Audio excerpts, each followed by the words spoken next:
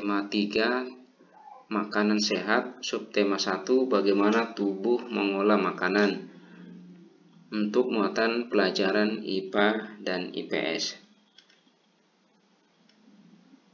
Coba kita perhatikan gambar. Nah, gambar di atas, contoh makanan yang menurut kamu sehat. Apakah kriteria dari makanan yang sehat? Contoh makanan sehat adalah makanan pokok, sayuran, lauk hewani, buah-buahan, susu, dan daging. Sedangkan kriteria makanan sehat yakni makanan yang memenuhi kriteria gizi seimbang, 4 sehat, 5 sempurna, yaitu susu, ada vitamin, mineral, protein, karbohidrat, kalsium, fosfor, dan lemak. Di dalam pencernaan ada tiga organ pencernaan di dalam mulut sapi. Yang pertama, gigi. Nah, gigi sapi tersusun dari gigi seri yang berguna untuk memotong makanan dan gigi geraham untuk mengunyah makanan.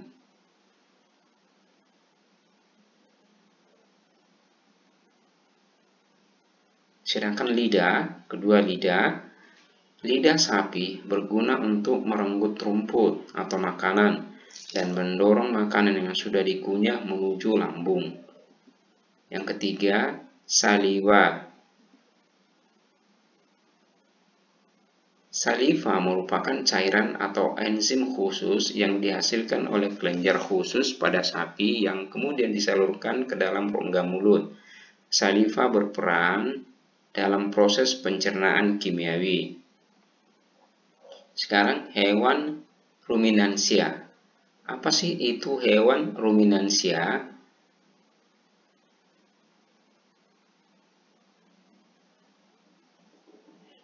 Hewan ruminansia adalah kelompok hewan mammalia yang biasa memama atau memakan 2 kali dan dikenal dengan hewan memama biak.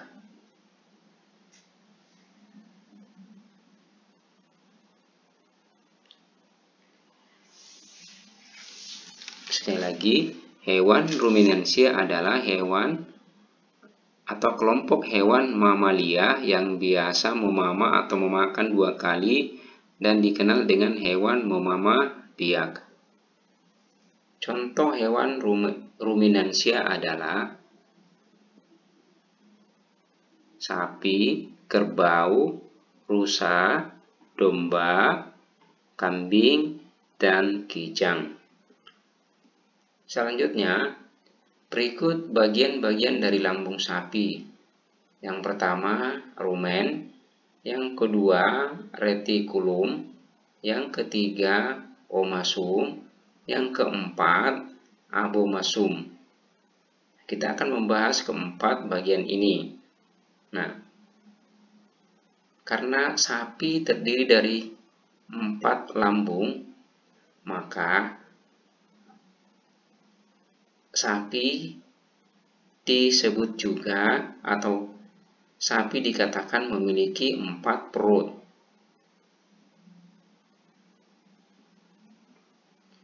Rumen atau perut besar. Di perut besar ini atau rumen, tempat terjadinya pencernaan dengan bantuan mikroba atau bakteri.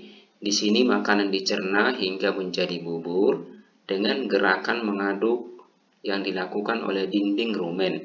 Pada saat sapi beristirahat, makanan kembali ke mulut dan dikunyah kembali. Setelah dikunyah untuk yang kedua kalinya, makanan masuk ke retikulum atau perut jala. Selanjutnya, di retikulum atau perut jala, di dalam retikulum makanan kembali mengalami proses fermentasi dengan bantuan bakteri, anaerob, dan protozoa.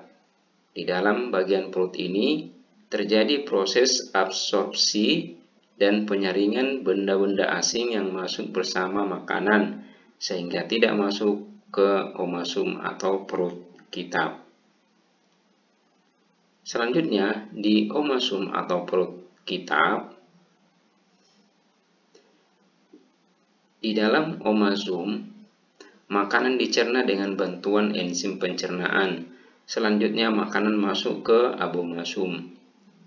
Selanjutnya, di abomasum atau perut masam, di perut bagian inilah yang sebenarnya disebut dengan lambung. Di sini makanan dicerna dengan bantuan enzim pencernaan pepsin yang dihasilkan oleh abomasum. Selanjutnya, setelah melewati seluruh proses pencernaan makanan dalam abomasum, makanan bergerak menuju usus halus. Panjang usus halus seekor sapi dewasa dapat mencapai 40 meter. Di dalam usus halus terjadi proses absorpsi dan fermentasi. Selanjutnya, sisa-sisa makanan akan dikeluarkan melalui anus. Nah, ini perhatikan diagram proses pencernaan pada hewan ruminansia.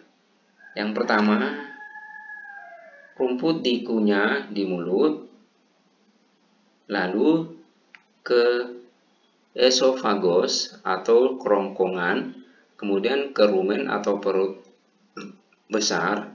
Nah, di perut besar ini atau rumen, proses yang terjadi adalah pencernaan dengan bantuan mikroba atau bakteri.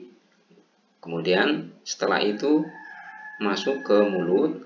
Nah, di mulut ini terjadi proses, yaitu makanan yang dikunyah kedua kalinya hingga lebih sempurna. Kemudian makanan langsung ke retikulum. Nah, di retikulum ini proses yang terjadi adalah makanan difermentasi oleh bakteri anaerob dan protozoa. Kemudian langsung ke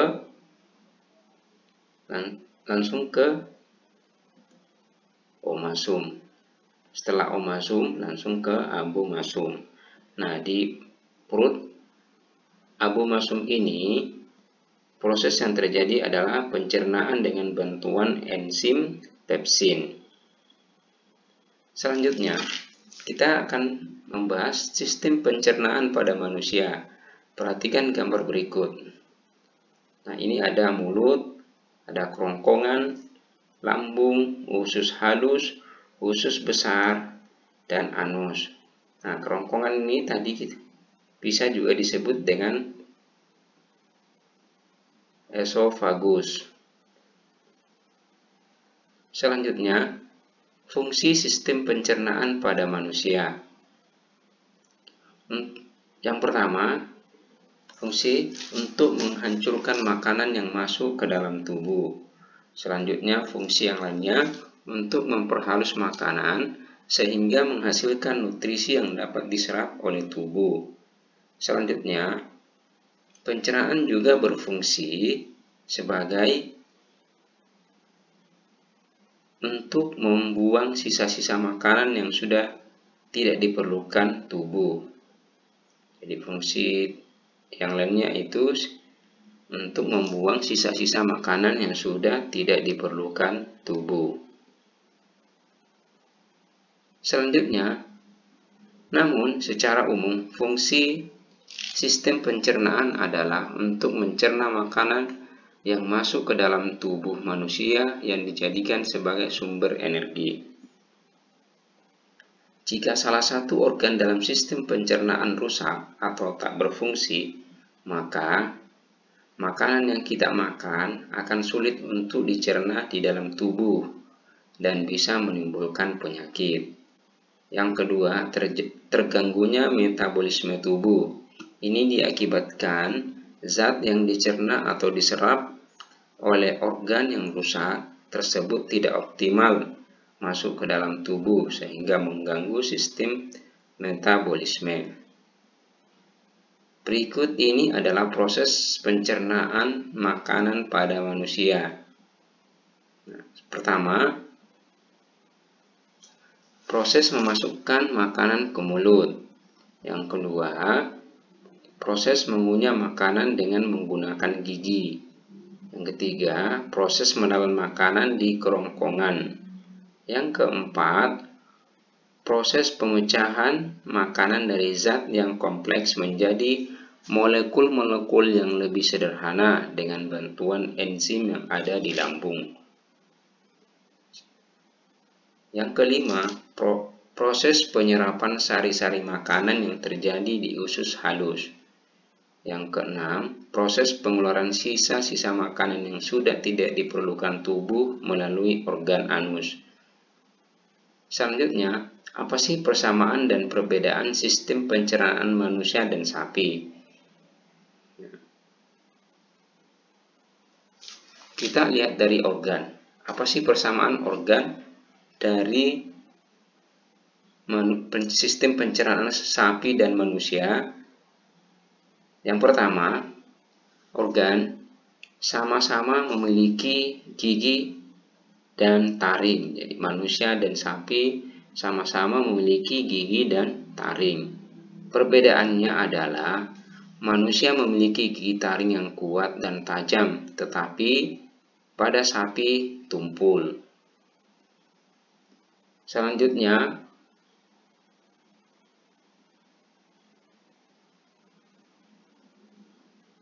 persamaan yaitu sama-sama memiliki lambung. Sapi memiliki lambung, manusia juga memiliki lambung. Nah, inilah persamaannya, yaitu sama-sama memiliki lambung. Perbedaannya adalah lambung sapi adalah rumen kompleks, tetapi lambung manusia adalah organ yang sederhana. Selanjutnya, liur. Persamaan selanjutnya adalah manusia dan sapi sama-sama menghasilkan air liur. Perbedaannya adalah sapi menghasilkan air liur lebih banyak daripada manusia. Selanjutnya, persamaan dan perbedaan sistem pencernaan manusia dan sapi pada proses pengunyahan makanan. Persamaannya adalah antara manusia dengan sapi, makanan dikunyah untuk dihaluskan dengan gigi geraham. Perbedaannya adalah sapi mengunyah makanan sebanyak 2 kali, sedangkan pada manusia makanan dikunyah dan ditelan. Persamaan dan perbedaan selanjutnya adalah pada proses penyerapan sari-sari makanan. Persamaannya adalah pada proses penyerapan sari-sari makanan menggunakan enzim. Perbedaannya, sistem pencernaan manusia memiliki enzim untuk mencerna protein, tetapi tidak pada manusia. Sapi hanya bisa mencerna karbohidrat seperti selulosa di perut, di rumput. Selanjutnya, persamaan pada proses pengeluaran. Sama-sama dikeluarkan melalui anus. Perbedaannya adalah feses pada manusia adalah berwarna kekuningan, tetapi hitam kehijauan pada sapi. Perbedaan lainnya, pada sapi, fesesnya belum mengalami pembusukan dengan bantuan bakteri Escherichia coli di usus. Sedangkan pada manusia mengalami pembusukan dengan bantuan bakteri Escherichia coli di usus. Alat pencernaan pada manusia. Apa sih alat pencernaan manusia itu? Yang pertama mulut, yang kedua kerongkongan, yang ketiga lambung, yang keempat usus halus, yang kelima usus besar, dan yang keenam adalah anus. Nah,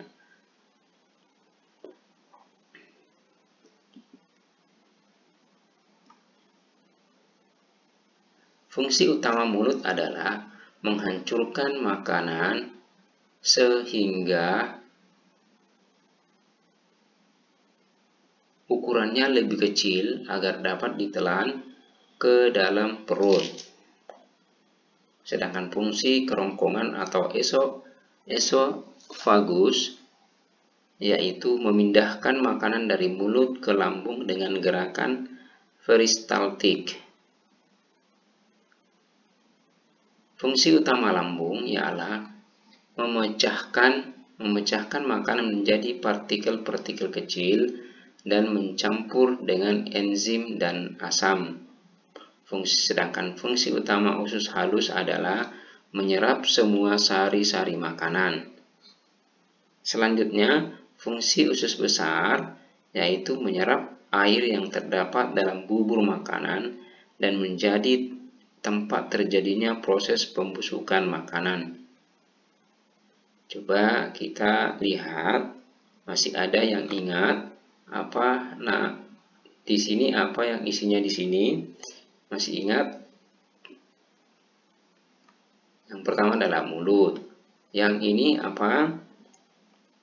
Itu kerongkongan atau esofagus. Yang di sini lambung. Kemudian di sini usus halus, usus besar. Terakhir adalah anus. Selanjutnya, kita belajar tentang interaksi sosial. Apa sih yang dimaksud dengan interaksi sosial? Interaksi sosial adalah hubungan sosial yang menyangkut hubungan antar individu dengan kelompok, dan kelompok dengan kelompok. Nah, interaksi sosial amat dibutuhkan untuk kehidupan bersama, sebab individu tidak dapat hidup tanpa individu lainnya. Interaksi dengan lingkungan hidup merupakan interaksi antara manusia dengan lingkungan yang terbentuk secara alami. Contohnya gunung, rawa, sungai merupakan contoh lingkungan alam. Interaksi sosial yang terjadi pada lahan pertanian padi yaitu terjadi antara pemilik lahan dengan para pekerja yang mengolah tanah dan menanam padi. Sementara itu, untuk interaksi dengan lingkungan alam terjadi antara manusia dan tanah atau lahan sawah. Nah, di sini kita ada interaksi yang dilakukan, interaksi lingkungan hidup, interaksi sosial. Yang pertama, interaksi yang dilakukan. Contoh, kegiatan menyiram tanaman di halaman rumah. Interaksi lingkungan hidupnya adalah terjadi interaksi antara manusia dengan tanaman dan air. Interaksi sosialnya terjadi interaksi sosial antara anggota keluarga. Selanjutnya, menangkap ikan di laut. Interaksi yang terjadi ada di lingkungan hidup, terjadi interaksi antara nelayan dengan laut karena nelayan mengambil ikan yang ada di laut. Interaksi sosialnya adalah terjadi interaksi sosial antara nelayan dengan nelayan serta pedagang ikan di pasar karena nelayan bersama-sama menangkap ikan dan menjualnya ke pedagang ikan di pasar. Selanjutnya, interaksi yang dilakukan yaitu dengan penghijauan hutan. Nah, terjadi interaksi antara manusia dengan tumbuhan dan tanah. Interaksi sosialnya terjadi interaksi sosial antara warga yang ikut dalam kegiatan penghijauan hutan.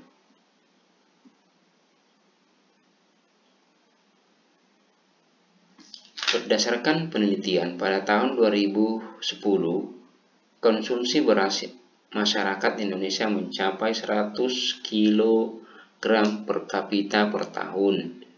Ketersediaan beras di tanah air pada masa mendatang tidak sejalan dengan laju pertumbuhan penduduk. Untuk mengurangi ketergantungan itu, perlu ada perubahan konsep dan kebiasaan makan masyarakat. Misalnya, mengganti nasi menjadi makanan pokok dengan makanan jenis lain.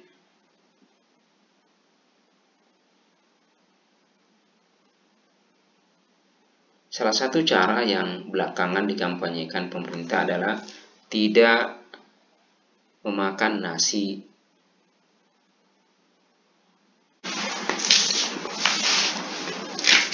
Salah satu cara yang belakangan dikampanyekan pemerintah adalah tidak memakan nasi selama 1 hari. Kebiasaan ini misalnya dilakukan 1 hari dalam sepekan. Sebagai pengganti, selama sehari itu, warga bisa mengonsumsi sumber karbohidrat lain seperti jagung, ubi, singkong, talas, kentang, dan sagu.